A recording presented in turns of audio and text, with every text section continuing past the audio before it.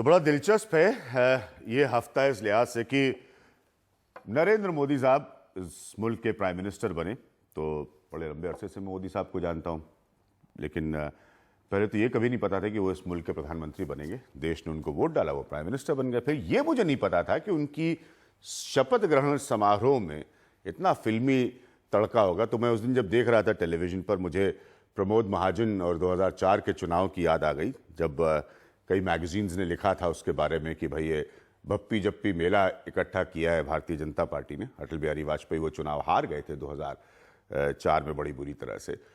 तो मैंने कहा थोड़ा सा फिल्मी मौसम है। मैं देख रहा हूँ तस्वीरों पर पेज 3 में छपती हैं बड़े बड़े सितारों की मोदी जी के शपथ ग्रहण समारोह में। तो हमारे कार्यक्रम में ऐसा बहुत शायद कभी होता होगा, लेकिन आज आपके लिए थोड़ा सा परिवर्तन, थोड़ा सा बदलाव। हमारे साथ 3 बहुत ही ख़ास मेहमान मौजूद हैं। तो ये मोदी जी की सेरेमनी नहीं है, लेकिन ये थोड़ा सा फिल्मी तड़का आज आपको पहली बार मेरे प्रोग्राम में देखने को मिल रहा है। हमारे साथ सोनाक्षी सिन्हा मौजूद हैं, हमारे साथ अक्षय कुमार मौजूद हैं और हमारे साथ हमारे पुराने मित्र विपुल शाह साहब मौजूद हैं, जो कि बहुत मशहूर डायरेक्टर और प्रोड्यूसर है। इनकी जो फिल्म आ रही है उसका विषय बड़ा दिलचस्प है।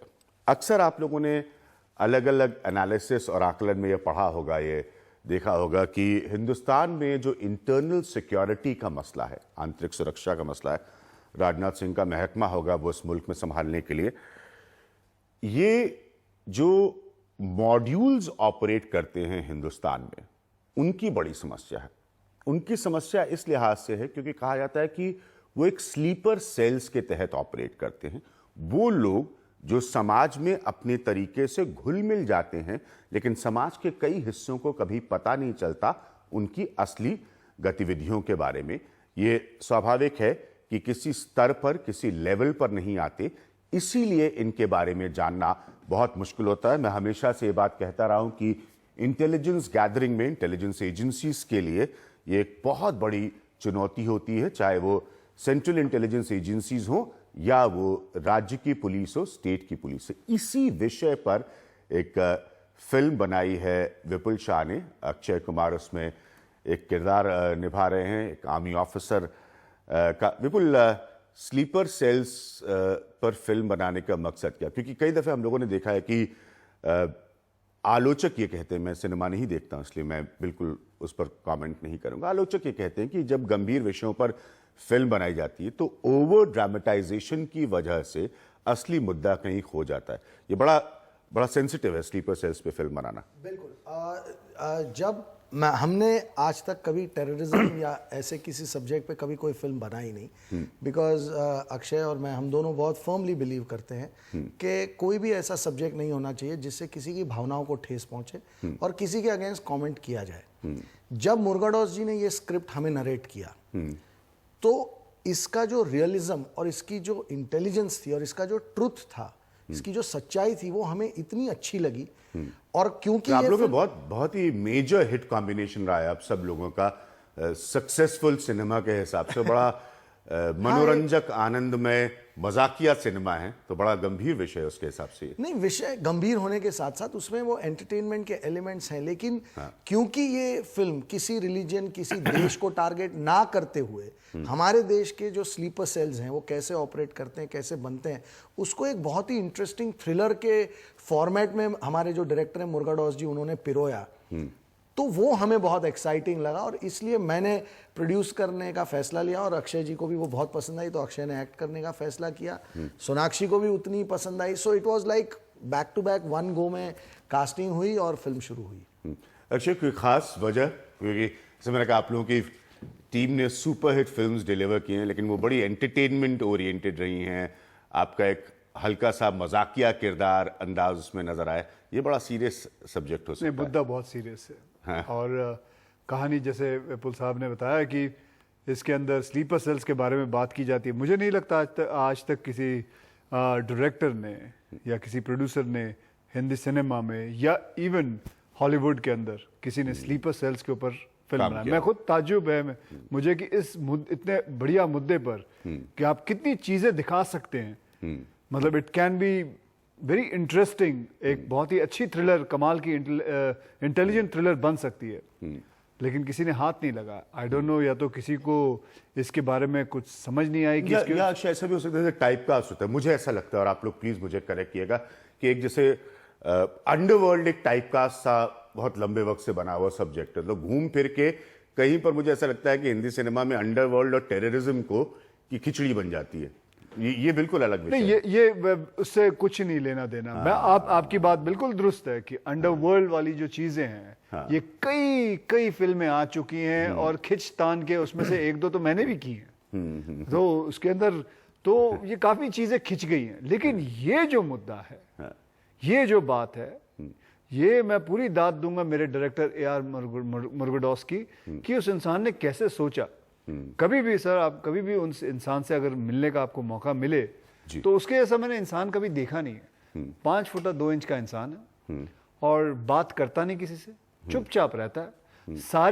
सारे जो किस्से आप इस कहानी के अंदर देखेंगे खुद ही सोचा है, खुद ही लिखा है, कभी कोई अखबार में से, कभी न्यूज में से, कभी यहाँ वहां मिलू के मिला है, लेकिन कभी किसी हॉलीवुड फिल्म को देखी नहीं, उसमें से कोई चीज उठाई नहीं। और उस इंसान की हर फिल्म दूसरे हर टेरिटरी में, यानी कि अगर वो तमिल में फिल्में बनाता है तो तेलुगु वाले उसकी उठाते हैं फिल्में, बंगाल वाले फिल्में उठाते हैं, सब ने उसकी कितनी सारी फिल्में उठा के रीमेक किया हुआ है। तो हम ये एक्चुअली तो रीमेक ही है फिल्म, उन्होंने पहले तमिल में बना चुके हैं तुपाकी, लेकिन सिर्फ ये ज्यादातर अक्षय कहाँ शूट हुई है फिल्म? ये सारी फिल्म हम मुंबई में पूरी फिल्म मैं ये जानना चाह रहा था, बड़े दिलचस्प है, क्योंकि मैं आपको छोटी सी एक इंसिडेंट बताना चाहूंगा कि 26/11 के बाद, 26/11 के बाद और पोस्ट इन्वेस्टिगेशन स्टेज में बहुत कुछ निकल कर आना शुरू हुआ भारत सरकार के बीच और महाराष्ट्र गवर्नमेंट के बीच। और उसमें सबसे बड़ी बात जो निकल कर आई थी तब, वो था कि इस तरह के जो स्लीपर सेल्स होते हैं, ये मॉड्यूल्स होते हैं, ये मुंबई इतना बड़ा शहर है, आपका हमारा सबका पसंदीदा शहर है, तो कैसे उसमें बस जाते हैं और आपको पता करना तकरीबन असंभव होता है, क्योंकि आप कैसे जान सकते हैं कि जुहू में किस तरह के ऑपरेटिव्स बैठे हैं या किसी बांद्रा में किस तरह के ऑपरेटिव्स बैठे हैं। उनकी बीवी को नहीं पता होता। हाँ, उनकी फैमिलीज में नहीं पता होता। हाँ, उनकी बीवी को नहीं पता, बच्चों को नहीं पता होता, तो पड़ोसियों का तो भूल ही जाओ। हाँ, सोनाक्षी, किस तरह का कैरेक्टर है आपका? मजेदार, हंसने या बहुत ज्यादा सीरियस? मेरे लिए तो काफ़ी मज़ेदार कैरेक्टर था, क्योंकि पर्सनालिटी वाइज ये मुझसे सबसे ज़्यादा करीब है। हाँ। एक बहुत ही स्पोर्टी गर्ल का किरदार है और इसे निभाते हुए मुझे काफ़ी मज़ा आया। She is a young girl who इनकी मुलाकात होती है एक अरेंज मैरिज सेटअप में, और how the love story then starts from there. पहले इनको रिजेक्ट कर देते हैं, फिर वो कहते हैं हाँ ये लड़की को थ्रिलर में लव स्टोरी है जी बिल्कुल। हाँ। ऐसा लव स्टोरी नहीं, ऐसा नहीं है भाई, मतलब इट्स इंटरवोवन सीरियसनेस में, मतलब क्योंकि पिक्चर कहानी ये है कि मैं हॉलिडे के लिए आता हूँ। हाँ। आर्मी के ड्यूटी करने के बाद हर एक आर्मी ऑफिसर अपने अपने घर जाता है, तो मेरा घर मुंबई में है। हाँ। मेरे पिताजी मेरी शादी करवाना चाहते हैं, अरेंज मैरिज के लिए इनके घर ले जाते हैं। हाँ। वहाँ मैं देखता हूँ ये बड़ी घूंघट पे और ऐसे ऐसे, तो मैं कहता हूँ पिताजी मुझे तो नहीं अच्छी लगी ये लड़की। हाँ। क्योंकि मुझे ये थोड़ा मतलब वेस्टर्न की चाहिए। हाँ। थोड़ी बहुत वेस्टर्न होनी चाहिए। हाँ। तो ये मुझे नहीं अच्छी लगी, और ये बात ऑब्वियसली कोई भी लड़की को नहीं अच्छी लगी कि आप रिजेक्ट हो जाओ। हाँ।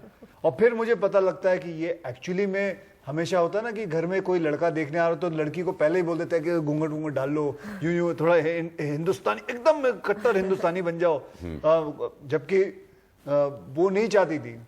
और लेकिन फिर मैं इसको देखता हूँ, यार she is a very good sports woman and she is amazing. इतना मतलब ऐसा नहीं है जैसे मैंने सोचा था। तब मैं उनके पिताजी को बोलता हूँ जी नहीं हाँ, तब फिर वो सोनाक्षी, आप एक पारंपरिक लड़की हैं जो परंपरावादी तरीके से अक्षय को प्रभावित करने की कोशिश करती हैं। करती तो हूँ, बट वो काम नहीं करता। But I am saying that जो because it's such an intelligent, such a serious film, उसमें जिस तरह लव स्टोरी वीव की गई है, it brings out the lighter moments in the film. Also within the seriousness of it. Yeah, and also the fact is that he's a army man. तो army man की एक जिंदगी जो एक आम रियल जिंदगी होती है, उसकी एक फैमिली साइड होती है, और वो जीते जीते वो कैसे अपने मिशन को पूरा करते हैं, उसका जो वीविंग उन्होंने किया है वो बहुत खूबसूरत है। तो ये एक कहानी है फिल्म की और दूसरी कहानी मिशन है, और दोनों को जिस तरीके से पिरोया है, क्रॉस इंटरक्रॉस होती हैं बार बार, वो बहुत खूबसूरत है फिल्म में। लेकिन जिसमें वापस अपने उसी एजेंडे पर आ रहा हूं कि कभी कभी कॉम्प्लेक्स विषयों को, विपुल, और आप बहुत तजुर्बेकार हैं, बहुत सफल सिनेमा आप और अक्षय ने दिया है, पेचीदगी वाले विषय में जो नैरेटिव होता है उसमें ना भाषणबाजी कभी बहुत ज़्यादा हो जाती है, नैतिकता की नेतागिरी कभी बहुत ज़्यादा हो जाती है। कभी कभी ऐसा लगता है कि मतलब बार बार स्क्रीन पे आके ऐसा ना हो कि हीरो हीरोइन जो है वो ऑलमोस्ट एक किस्म का राष्ट्रगान करने लगे। तो ये इस तरह की प्रॉब्लम्स आपको आती है जब इस तरह का आप स्क्रिप्ट डील कर रहे हो? जो बेसिक पॉइंट था कि जब हमें ये स्क्रिप्ट नरेट हुआ, आपने बिल्कुल सही कहा कि अक्सर हिंदी जैसे हम अंग्रेजी में कहते हैं जिंगोइज्म। हाँ, तो टेररिज्म और अमेरिकन मतलब सिनेमा की बहुत बड़ी समस्या तो है। टेररिज्म मतलब गन उठा के कुछ लड़के हैं या बम फोड़ रहे हैं। लेकिन ये सब्जेक्ट ही इतना नया था। अगर ये सब्जेक्ट इतना जेन्युइन और इतना डीप और इतना रियलिस्टिक नहीं होता तो सिर्फ वो जिंगोइज्म वाला या नारेबाजी वाला टेररिज्म के अगेंस्ट का सब्जेक्ट होता तो ना मैं करता ना अक्षय जी करते। ये मेरा विश्वास है, क्योंकि हम दोनों की ये सोच रही है कि वो नहीं होना चाहिए। लेकिन इसकी जो सच्चाई है और इतना इंटेलिजेंटली उन्होंने किया है कि मैं ऐसा बहुत दावे के साथ कह सकता हूं कि इस फिल्म के बाद लोगों का थ्रिलर बनाने का नजरिया हिंदी सिनेमा में बदल जाएगा। ये एक नई शुरुआत है, जैसा हम कई क्षेत्रों में देख रहे हैं, नई शुरुआत हो रही है। वक्त हमारे एक ब्रेक का। अक्षय कुमार, सोनाक्षी सिन्हा और विपुल शाह ने जिस बात का जिक्र किया, थ्रिलर एक्चुअली, क्योंकि देखिए जो कुछ भी किसी के जीवन में होता है अगर आप उसको एक चश्मे से देखने की कोशिश करें, तमाम किताबों में इस बात को लिखा गया है, डॉक्यूमेंट्रीज के जरिए इसे प्रदर्शित किया गया है, समझाया गया है। तो अगर आप किसी भी आतंकवादी या आतंकवाद से जुड़ी हुई घटना या उसके पीछे जो कुछ भी होता है, इनको अगर कभी खबरों के माध्यम से भी जानिए या पढ़िए तो ये वाकई एक किस्म की थ्रिलर ही होती है। जब आपको पता चलता है कि कोई हैडली मुंबई में कहाँ कहाँ होकर गया है, तो मैं भी जब पहली दफ़े अखबार में उन डिटेल्स को पढ़ रहा था तो वो थ्रिलर ही था, क्योंकि वो समझ में आता है कि शायद आप जिस रेस्टोरेंट में परिवार के साथ भोजन करने गए हो, किसी चाइनीज़, जापानीज़, थाई रेस्टोरेंट में, तो आपको पता भी नहीं होगा कि बगल वाला व्यक्ति जो है वो शायद हैडली था जिसने आपके साथ डिनर किया। तो इसलिए थोड़ा सा थ्रिलर के एस्पेक्ट पर हम बात करेंगे एक छोटे से ब्रेक के बाद। तो हमारी और अक्षय साहब की गपशप हो रही थी इस बात को लेकर कि किसको किस तरह का काम पसंद है। उनको यकीनन एक्टिंग बहुत पसंद होगी, इसीलिए वो इतने सफल हैं। सोनाक्षी सिन्हा को एक्टिंग बहुत पसंद होगी, इसलिए वो इतनी सफल है। हम वापस आते हैं अपने विषय पर, जो मैं आपको बताने की कोशिश कर रहा था कि ये थोड़ा सा कॉम्प्लेक्स होता है सब्जेक्ट। जब आप स्लीपर सेल्स पर, कहना बड़ा अच्छा लगता है, मैं जानता हूँ कि बहुत तमाम मित्र हैं मेरे बॉलीवुड में, तो मैं जानता हूँ कि कहने में बड़ा इंटेलेक्चुअल साउंड करता है, लेकिन एक अच्छे विषय पर संगीनता के साथ, गंभीरता के साथ फिल्म बनाना एक बहुत बड़ी चुनौती होती है। अक्षय, एक बड़ी कमर्शियल सक्सेस के बाद हमेशा एक हम लोग सिनेमा का सिस्टम इसी तरह से होता है, हम लोग धारणा बना के चलते हैं अपने एक्टर्स के बारे में, तो तोड़ने का डर होता है कि आप कोई बहुत सीरियस फिल्म कर रहे हैं और उसमें कहीं से आप कूदने वाले नहीं हैं। मतलब मुझे नहीं पता अगर आप कूदे हो नहीं कूदे हो, लेकिन एक कहने का सेंस मेरा ये है, आप बोल रहे हो इमेज, हाँ, कि वो इमेज तोड़ पाते हैं आप लोग। हाँ जी, कई बार मैंने क्योंकि विपुल शाह का तो पैसा लगा है, तो विपुल शाह की तो जान निकल जाएगी अगर आपकी इमेज टूट गई। Is it true? नहीं, मैं तो हमेशा ऑन द ये इंसान, मैं आपको इनके बारे में बताऊं कि इन्होंने पहली फिल्म जो लाई थी मेरे पास जी, मैंने जब पहली बार इनको मिला था तो मैंने सोच लिया था कि मैंने इनके साथ फिल्म करनी नहीं है, क्योंकि एक नए आदमी हैं, मतलब क्या लेके आएंगे। लेकिन इन्होंने जब कहानी बनाना शुरू की, बताना शुरू की मुझे कि अक्षय जी कहानी ये है कि 3 अंधे मिलकर एक बैंक लूटते। एक मिनट बैठना जरा वापस, क्या कहा? 3 अंधे बैंक लूटते? हाँ सर, सुनाओ। और सुनाना शुरू किया, एंड आई वाज बोल्ड। फिर उन्होंने अगली फिल्म बनाई जिसका नाम वक्त था। It is about father and son. तो जो इमेज मेरा वहां से तोड़ के ये है, फिर उसके बाद इन्होंने, मतलब बेसिक फॉर्म ये है कि विपुल शाह कोई कहानी अगर आपको बोर कर दे सुनाकर, तो फिर आप वो फिल्म कर लेते हैं। नहीं, बोर करते हैं नहीं, पर हमने हमेशा कोशिश की है कि हम रिपीट ना करें। हाँ, तो आंखें के बाद वक्त के बाद नमस्ते लंदन बनाई, जिसमें पहली बार पंजाबी मुंडा बन के ये आए, फिर सिंग इज किंग बनी, फिर हमारी एक्शन रिप्ले बनी, जो फिल्म नहीं चली पर हमने बिल्कुल नई कोशिश की थी। फिर ये एक नई कोशिश। से डर नहीं लगता एक एस्टैब्लिश्ड स्टार में वक्त बहुत में नहीं, मैं तो चाहता हूं कि मैं अपनी इमेज हमेशा एक जगह पे कायम ना रखूं, बदलते रहूं, चाहे वो एक्शन हो, कॉमेडी हो, रोमांस हो, थ्रिलर हो, सब चीज बदलना चाहता हूं। मैं सोनाक्षी, उस आप पे- लोगों को लगता है, क्योंकि शायद मुझे नहीं पता, लेकिन हो सकता है आप लोगों के ऊपर बहुत प्रेशर हो कि एक खास तरह की इमेज में आपको परफॉर्म करना है, हीरो के साथ गाना गाना ही गाना है, मतलब फिल्म थ्रिलर हो या कुछ भी हो। इनफैक्ट आजकल जो प्रेशर है वो है कि आप अलग अलग इमेज में दिखाई दे। अगर आप एक इमेज में अटक गए या उसे स्टीरियोटाइप कहलाया जाए तो वो आपके लिए खतरा हो सकता है। इट्स वेरी, इनफैक्ट सिनेमा जिस तरह से बदल रही है आजकल जो अलग किस्म की फिल्में निकल रही है और एक्सेप्ट हो रही है ऑडियंसेस से, I think it's very important to keep changing and reinventing yourself. बहुत बहुत शुक्रिया आप तीनों लोगों का। जो बात सोनाक्षी ने आखिर में कही बड़ा जरूरी है भाई, परिवर्तन जीवन का नियम है, बड़ा जरूरी है। तो मैं भी थोड़ा सा परिवर्तन ला रहा था अपने प्रोग्राम में, इन देश के मशहूर चर्चित चेहरों को लाकर। थोड़ा आप लोग मेरी तरफ भी आज थोड़ा अलग से दिखेगा, हर बार नहीं भाई ये क्या है, ये पॉलिटिकल इकोनॉमी ये सब करता रहता है। थोड़ा देखिए, अक्षय कुमार थे हमारे साथ, विपुल शाह थे, सोनाक्षी सिन्हा थी। आप मेरी इमेज को एक्सेप्ट करिए, हो सकता है मैं इनको वापस भी बुला लूँ। फिलहाल नमस्कार।